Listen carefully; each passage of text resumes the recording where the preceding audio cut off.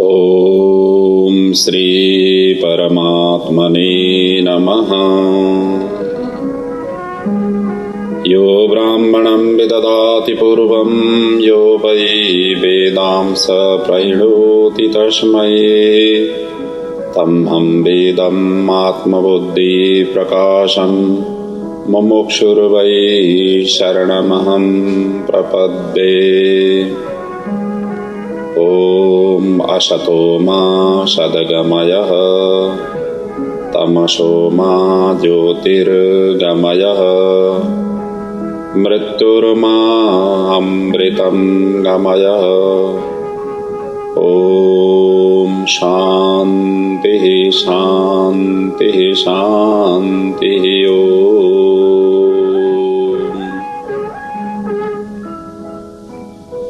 जय श्री कृष्णा, जय श्री राधे। आप सभी के समक्ष कठोपनिषद के ऊपर चिंतन मनन करते हुए आ रहा हूँ। पिछले प्रसंगों में हमने कठोपनिषद के प्रथम अध्याय का प्रथम बल्ली को हमने प्रणाम किया था। इसमें कुल 29 मंत्र थे। आज हम द्वितीय अध्याय में द्वितीय बल्ली में हम प्रवेश हुए हैं। प्रथम अध्याय की द्वितीय बल्ली में ये कठोपनिषद में 2 अध्याय हैं और प्रत्येक अध्याय की 3-3 बल्लियां हैं। और आज से हम द्वितीय बल्ली में प्रवेश हुए हैं। इस द्वितीय बल्ली में कुल 25 मंत्र है, 25 श्लोक है। नचिकेता और यमराज का बीच का संवाद है। नचिकेता की उम्र 5 वर्ष का बताया गया है। ये ऋषि कुमार उद्दालक के सुपुत्र थे और उन्होंने ही मृत्यु के पास में इनको भेजा था। विश्वजित यज्ञ की दक्षिणा के रूप में सभी को वितरण करते समय, सभी चीज दान देते समय पुत्र ने पूछे जाने पर मृत्यु को प्रदान करूंगा इतना कहते ही ये यम सदन में पहुंचे। आदि इत्यादि का हमने पिछले प्रसंगों में चिंतन मनन कर चुके हैं। और उसके पश्चात 3 दिन तक वहाँ पर उन्हें रहना पड़ा। बाद में जब यमराज 3 दिन के बाद उनसे मिलना हुआ तो उन्होंने कहा कि आप 3 दिन तक यहाँ पर रहे, मैं 3 बार आपको प्रदान करता हूँ, आप मांगो। इस मांगने के क्रम में पहला और दूसरा वर को तो उन्होंने प्रदान किया। तीसरा वर के रूप में उन्होंने आत्मा विद्या, ब्रह्म ज्ञान, आत्म तत्व की साक्षात्कार आदि इत्यादि की प्रश्न उन्होंने रखा।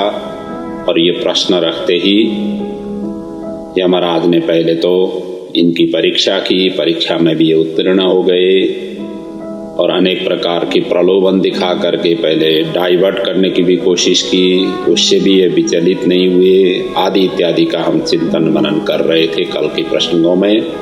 अब आज ये द्वितीय बल्ली में यमराज ने देखा कि ये सारा कुछ उन्होंने प्रलोभन, सारा कुछ दिखाने के बाद में भी ये निर्भीक होकर के आत्म तत्व के ही चिंतन के लिए ये तत्पर हैं, सुयोग्य ये शिष्य हैं आदि इत्यादि इनको महसूस हो गया।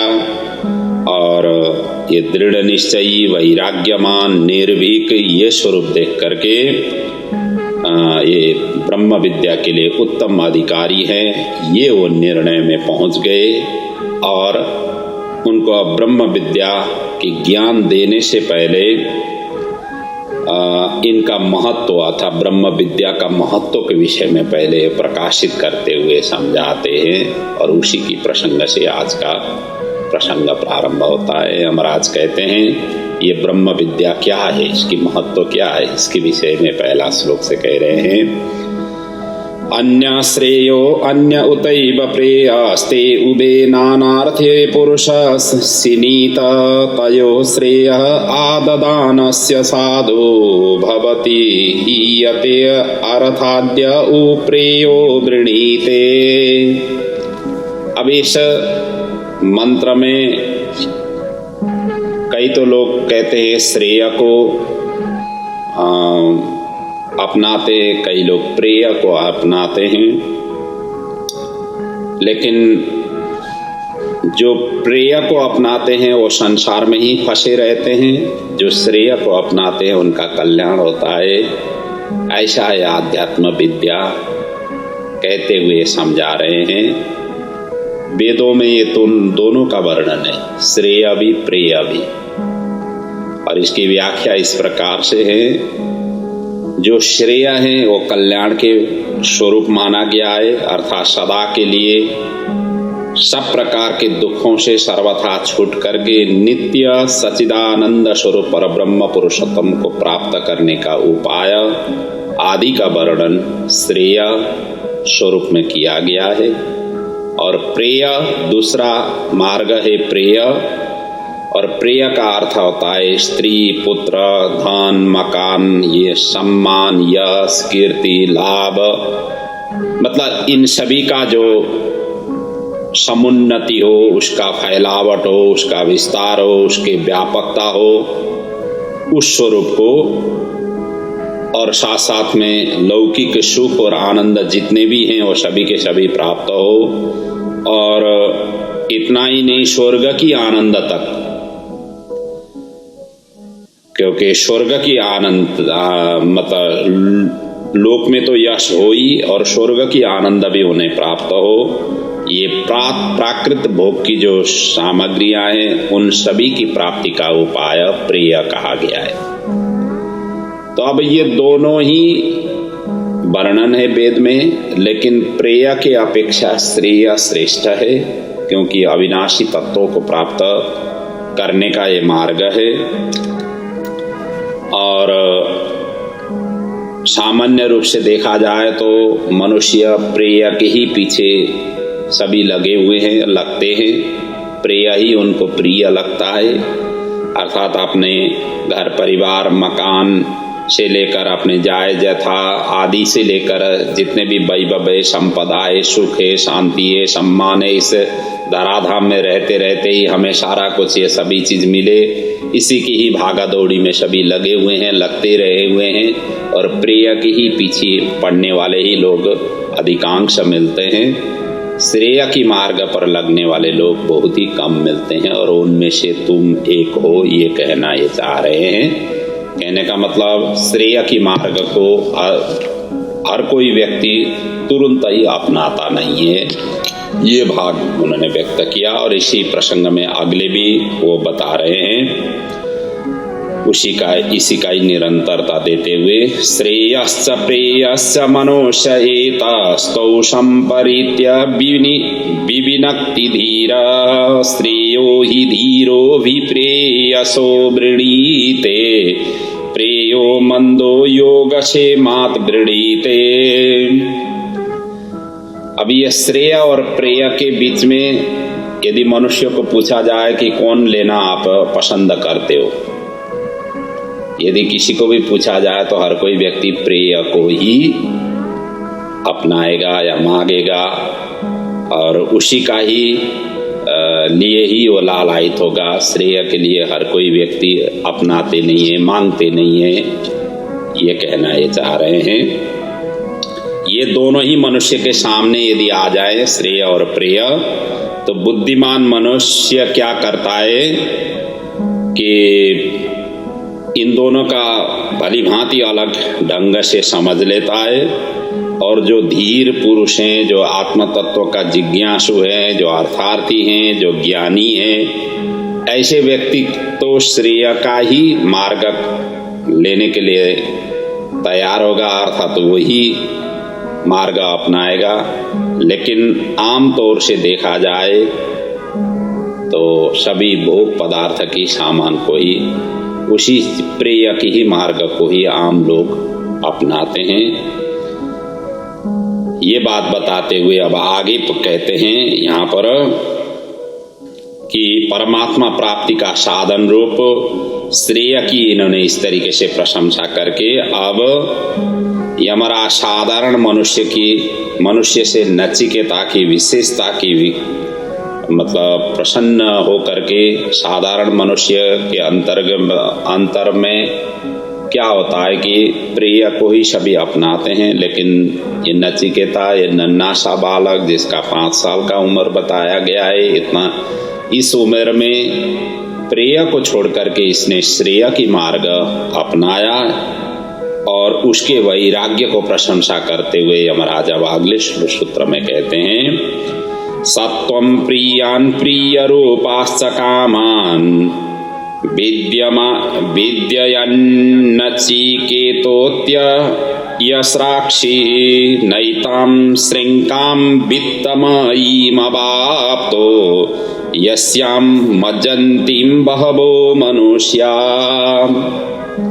हे नचिकेता, उन्हीं मनुष्यों में ऐसे निष्प्रिय हो कि तुम कि प्रिय लगने वाले अत्यंत सुंदर रूप वाले लोक परलोक समस्त भोगों को भी आपने तुच्छ मान करके त्याग दिया, क्योंकि इनकी परीक्षा की वर्णन पहले बल्ली में आ चुका हुआ है। आपने ये सभी के सभी भोग सामग्री मैंने आपके सामने प्रस्तुत किया, ये सभी आप इनमें से कोई भी ले लो या जो भी लेना हो ले लो, इस तरीके से भी मैंने भोग ऐश्वर्य संपदा की ये सारा कुछ आपके सामने रखने पर भी आपने उन सभी को ठुकरा दिया, इस सभी को आपने त्याग दिया और आपने किसी भी चीजों से बंधन से आप किसी में मतलब ये प्रिय चीज की बंधन में आप आना नहीं आए। और लेकिन बहुत से लोग इसी में ही फंसे रहते हैं, आप उनसे भिन्न हो, इसीलिए आप श्रेष्ठ आत्मज्ञानी आत्मा ज्ञान प्राप्त करने वाले श्रेष्ठ उत्तम शिष्य हो, ये वो कहना इस मंत्र से चाह रहे हैं कि तुम्हारी परीक्षा मैंने करके अच्छी तरह से समझ लिया कि तुम जो है ना श्रेय को ही चाहते हो, प्रिय को नहीं चाहते हो, ये कहना चाह रहे हैं। और अगले सूत्र में भी इसी भाव को ही आगे वर्णन कर रहे हैं, विद्या और अविद्या के रूप में। विद्या से मुक्ति मिलती है, अविद्या से बंधन होता है, इस भाव को इसमें व्यक्त किया गया है। दूरमेते विपरीते विशुचि अविद्याया च विद्येति ज्ञाता विद्याभीप्सनं नचिकेतसं मन्ये न त्वां कामां बहवो लोलुपन्तः। ज्यादातर लोग अविद्या को ही चाहते और कम ही लोग विद्या को चाहते। अविद्या का यहाँ अर्थ होता है वही प्रिय का ही भाव यहाँ व्यक्त किया है। श्रेय और प्रिय जैसे ही विद्या और अविद्या का भाव यहाँ पर है। कहते हैं कि या अविद्या च विद्या इति ज्ञातः, जो कि अविद्या और विद्या नाम से विख्यात है, ये दोनों में ही परस्पर विपरीत है। विद्या कल्याण की ओर ले जाता है, मोक्ष की ओर ले जाता है, जबकि अविद्या सांसारिक सुख आनंद भोग इनके ओर ले जाता है, संसार के सुख के ओर ले जाता है। और ये दोनों ही भिन्न भिन्न फल देने वाली है। लेकिन हे नचिकेता, तुम विद्या विप्सितम, आप जो है ना मतलब नचिकेता को कह रहे हैं कि आप विद्या को ही ग्रहण करने की लायक हो, आपकी पात्रता उसी प्रकार की है, क्योंकि तुमने बहुत से भोगों को ठुकरा दिया है। अलोलुपंतः अर्थात आपने उसमें लोलुपता नहीं दिखाया, उसमें आपने आसक्ति किसी भी प्रकार की लुभा, इन वस्तुओं से आपको कोई भी मोह नहीं उत्पन्न हुआ, इसलिए आप विद्या की ही प्राप्ति करने वाले, आत्मा विद्या को ही प्राप्त करने योग्य पात्र हो, इस प्रकार से इन्होंने प्रशंसा की। अगले सूत्र में भी उसी भाव को ही व्यक्त किया गया है। ये अविद्या और विद्या नाम से प्रसिद्ध दो साधन भूत में विद्या ही अभिलाषी आप हो, इसी भाव को व्यक्त करते हुए कहते हैं, अविद्यायां मंतरे वर्तमाना स्वयं धीरा पंडितम मन्यमाना दंद्राम्यमाना पर्यन्ति मूढ़ा अंधे नैव नियमाना यथांधा। ये कह रहे हैं कि देखो, अविद्या के आश्रय लेने पर व्यक्ति कल्याण का भागी नहीं हो पाता है, कल्याण उसके हो नहीं सकता है। अविद्या संसार की ओर ही फंसाता ही रहता है और विद्या से ही कल्याण हो जाता है। परमात्मा को प्राप्त करने का एक साधन स्रोत ही विद्या स्वरूप है। जैसे कि एक अंधे को दूसरे अंधे सहारा दे, यहाँ अंधे नैव नियमाना यथांधा, एक अंधे को दूसरे अंधे जो है ना सहारा दे करके ले जाएं तो उनका क्या गति होगी, कहीं ना कहीं तो जा करके गिर पड़ेंगे, ठक्कर खाएंगे, अंडर खाएंगे। इसीलिए आपने जो है ना अविद्या को छोड़ करके विद्या का सहारा लिया है, इसीलिए आप सुयोग्य शिष्य हो। उसकी प्राप्ति के आपके अंदर में वो गुण है, स्वरूप हैं। क्योंकि अंधा व्यक्ति को यदि हम लेकर के चलें तो विभिन्न जगहों में ठोकर खाने की संभावना होती थी।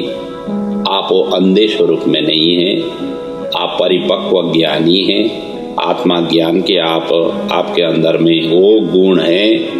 इसीलिए मैं बिना झिझक करके आपको आत्मा ज्ञान प्रदान करने के लिए तत्पर हूँ, तैयार हूँ। ये भाव व्यक्त करने के लिए कह रहे हैं कि आपने ही बुद्धिमान और विद्वान आपने ये स्वरूप आपने दिखाया हुआ है।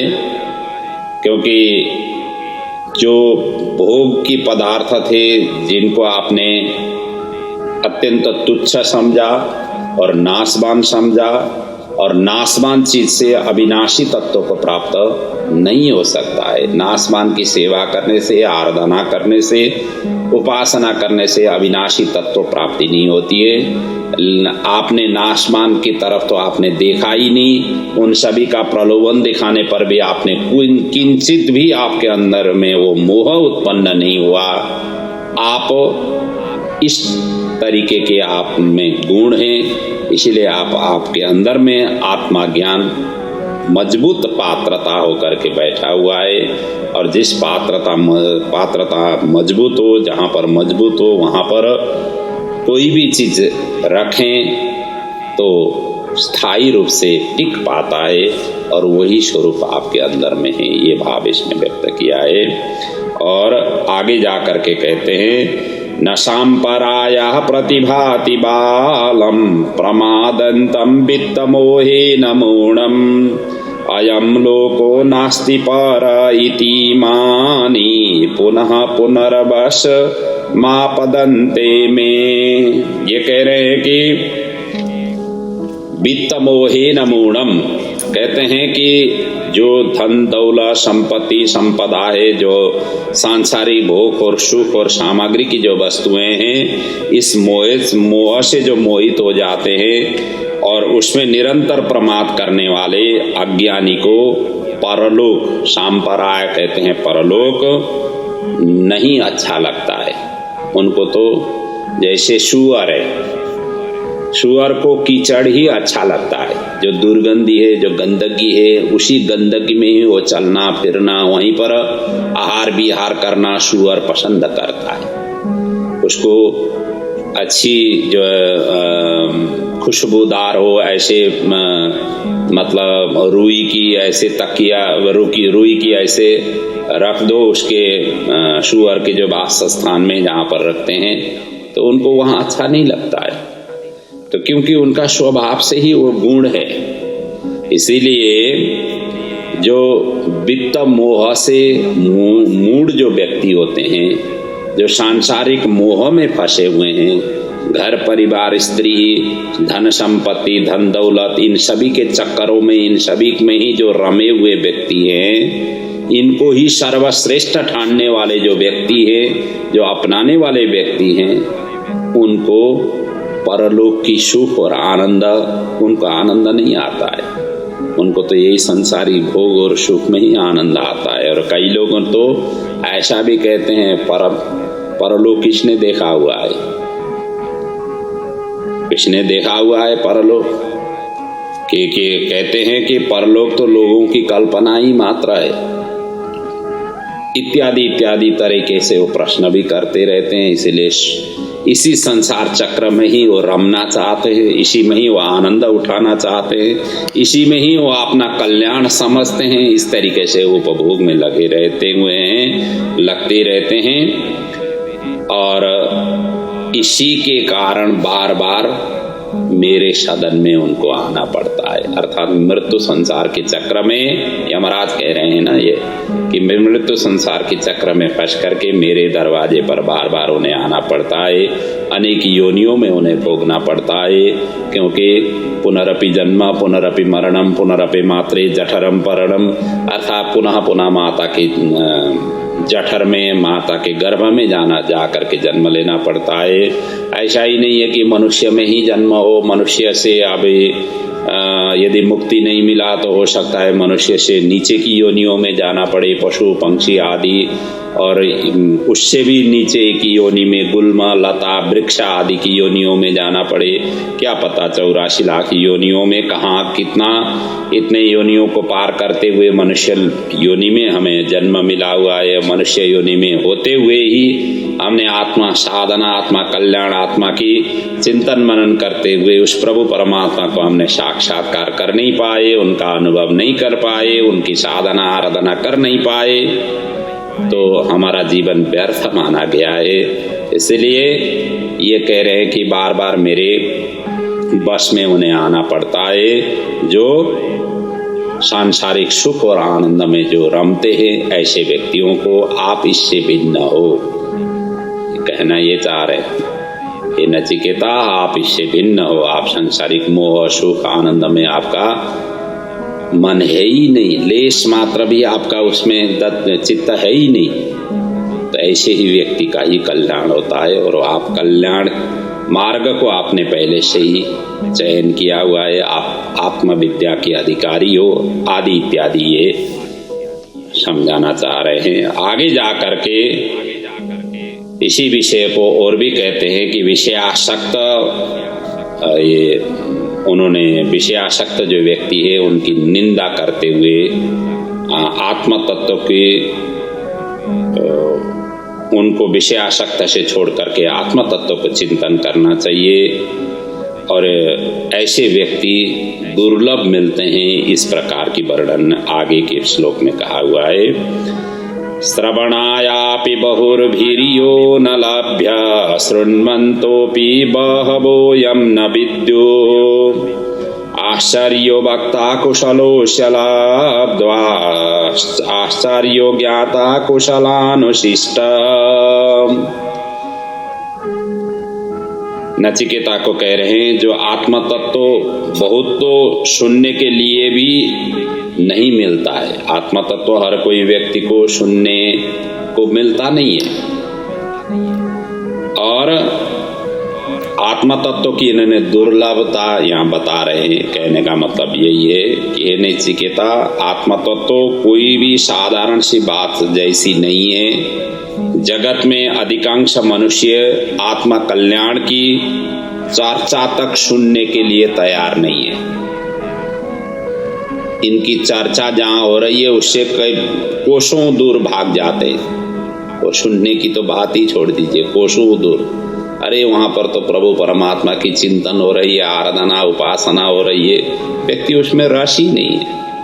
रस तो उनको सुअर की ही तरह संसार में ही रस है, उसी में ही वो आनंद ले लेते हैं। और जहाँ पर आनंद ही नहीं आता है, ऐसे रूखे सूखे, ऐसे शास्त्र की चिंतन करे, आत्म चिंतन करे, वहाँ किसको रस मिलेगा? तो इसीलिए वो उससे कोसों दूर भाग जाते हैं। यही बात यहाँ पर कह रहे हैं कि आत्मा कल्याण की चर्चा तक सुनने के लिए नहीं मिलते हैं, लेकिन आप उस टाइप के नहीं, आप तो आत्मा तत्व की चिंतन करने के लिए ही आपने इस उम्र में मेरे पास आए हुए हो। और मैंने प्रलोभन देने के पश्चात भी आप दृढ़ संकल्पित होकर के आप डटे रहे हुए हो, उसी के लिए ही आप डटे रहे हो, तो इसीलिए आप उसके लिए अधिकारी हो।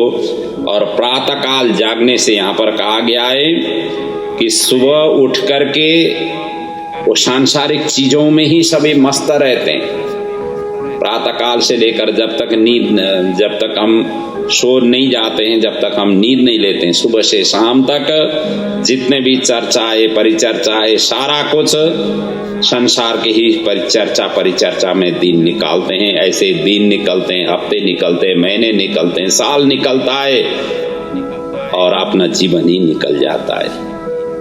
वो एक महात्मा कहा करते थे, हम हर चीज़ों को सेटअप करने में लगे हुए हैं, भौतिक पदार्थों को सेटअप करते करते हमारा उत्तरावस्था हो जाता है कि बाल जो है ना खिल जाते हैं और सफ़ेद हो जाते हैं, सारा कुछ हमारे दांत जो है ना निकल जाती है, इंद्रियां शिथिल्य हो जाती है। इस उम्र तक भी हम सेटल करने में लगे हुए होते हैं। सेटल करते समय अपने बच्चों का सेटल कर लिया और बच्चों के लिए घर मकान आदि जितने भी जायदाद व्यापार बिजनेस जो भी है उनको सेटअप कर दिया। सेटअप करते करते सभी का सेटअप करते करते हमारा उत्तरावस्था आ जाता है और उत्तरावस्था में जा कर के ऐसे देखते हैं तो अंदर से जब देखने लग जाए तो खुद ही अपसेट मिलते हैं। हर चीज़ों को सेटअप करने के पश्चात अंतिम में अपसेट हो जाए। ऐसी सेटअप करने से क्या जिंदगी का लाभ होगा, क्या कैसे जिंदगी का कल्याण होगा। इसीलिए जिस दिन अपने ज्ञान की दीपक जल गई अपने अंदर में, उसी दिन से ही अपने अंदर की जो आध्यात्मिक चिंतन है, आध्यात्मिक तत्वों की जो अनुशीलन अनुगमन है, उसकी सेटअप करने में लग जाओ। ये वो महात्मा कहना चाह रहे थे, वही बात यहाँ पर कह रहे हैं। सुबह आँख खुलते ही संसार की चिंतन में लोग लगे हुए रहते हैं, आप उससे भिन्न हो। और इतना करने पर भी उनकी मन नहीं भर पाता है। कई लोग तो जो है ना सोते सोते भी संसार की चक्र चिंतन में ही कई लोगों से वार्तालाप करते करते रात भी निकाल देते हैं, फिर भी उनका मन नहीं भरता है। भोजन कई बार हमने कई तरह की भोजन करते हैं, उससे हमें कभी तृप्ति नहीं होती है।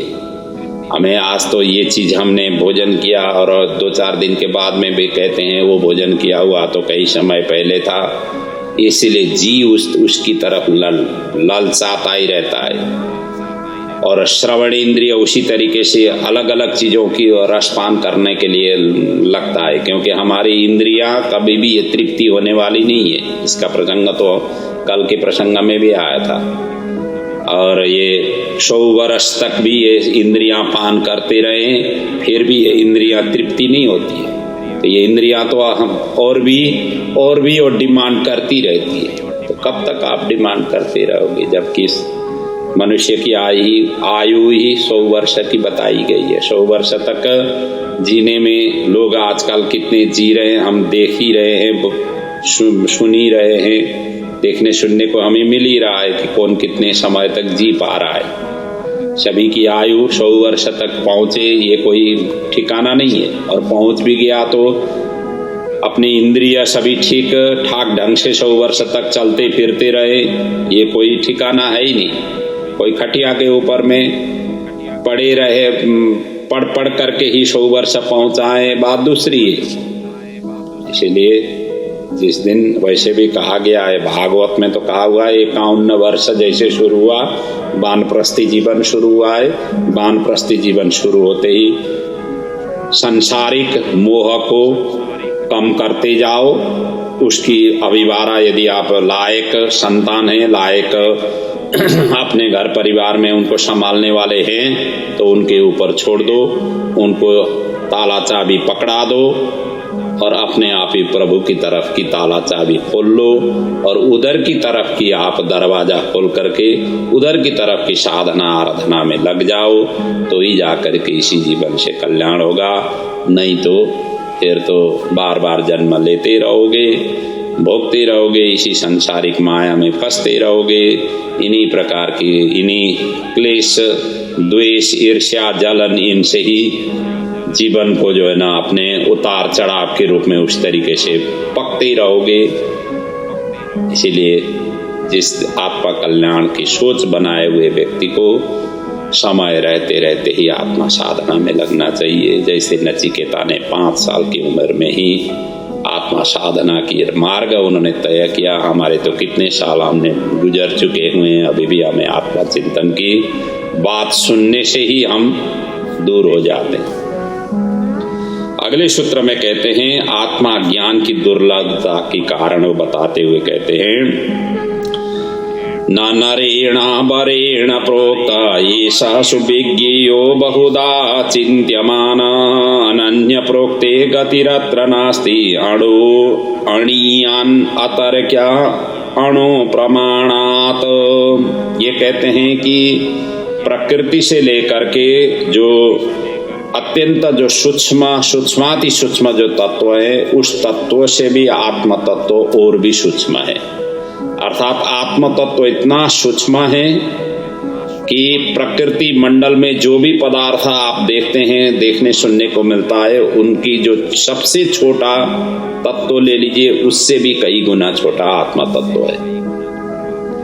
इसलिए ये इतना गहन है कि जब तक इसे यथार्थ रूप से समझने वाले कोई महापुरुष नहीं मिलते, समझाने वाले जो महापुरुष नहीं मिलते, तब तक मनुष्य इसमें प्रवेश पाना ही अत्यंत दुर्लभ है।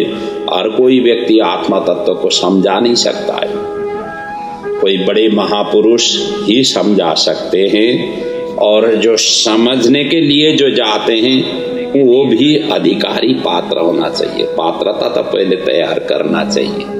पात्रता तैयार किए बिना महापुरुष के चरण शरण में रह करके भी आत्म तत्व प्राप्ति नहीं होती है। जैसे कि गंगा जी में कितने मछलियां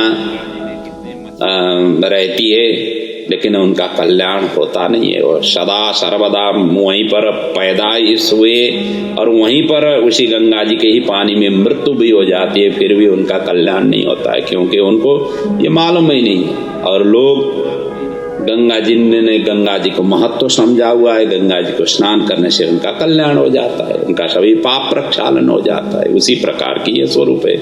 आत्म तत्व कोई महापुरुष ही समझा सकते हैं, लेकिन समझाने से पहले आपके अंदर में वो पात्रता तैयार होकर के जाए और ले ले तो ही हो पाता है। और साधारण ज्ञान वाले मनुष्य यदि इसे बतलाते जाएं तो उनसे जो है ना अच्छी तरह से वो समझा नहीं सकते हैं। और फल ऐसा होता है कि आत्मा तत्व जो देना चाहिए वो नहीं दे करके दूसरा ही कुछ ज्ञान के रूप में वो दे सकते हैं। इसलिए महापुरुष ज्ञानी जो धीर है और जिन्होंने इन विषयों को गहनतम रूप से परख पाए हुए हैं, ऐसे महापुरुष के चरण शरण में रह करके ही आत्मा ज्ञान का साक्षात्कार करना चाहिए। और तभी इस तर्क से सर्वथा अतीत विषय में जानकारी हो सकती है। ये बात इन्होंने बता करके आगे की प्रसंग में भी तर्कों से आत्मा तत्वों की प्राप्ति नहीं होती है, तर्क वितर्क करने से आत्मा तत्वों की साक्षात्कार नहीं होती है, आदि इत्यादि का विश्लेषण आगे की प्रसंगों में वर्णन किया हुआ है। यमराज ये कहना चाह रहे हैं नचिकेता को कि तुम्हारे अंदर में पात्रता तैयार हुआ है, तुम उस आत्मा तत्व की जिज्ञासु हो और परिपक्व और अधिकारी शिष्य हो तुम, इसीलिए मैं तुझे आत्मा तत्व प्रदान करूंगा। और उससे पहले इस आत्मा तत्व की महत्व क्या है आदि इत्यादि का ये परिचर्चा ये कर रहे हैं। और इसी के साथ आज के प्रसंग को मैं यहाँ पर विराम ले रहा हूँ। आगे की प्रसंग में बाकी प्रसंगों को आगे की पड़ाव में पुनः चिंतन मनन करने के लिए आप पुनः उपस्थित होऊंगा। तब तक के लिए आपका जीवन सुखद रहे, आपका परिवार सुख और शांति समृद्धि ये प्रभु सदा सर्वदा प्रदान करे। यही प्रभु के चरणों में वंदन प्रार्थना सहित ओम पूर्णमदः पूर्णमिदं पूर्णात् पूर्णमुदच्यते पूर्णस्य पूर्णमादाय पूर्णमेवावशिष्यते। ओम शांति शांति शांति। ओम।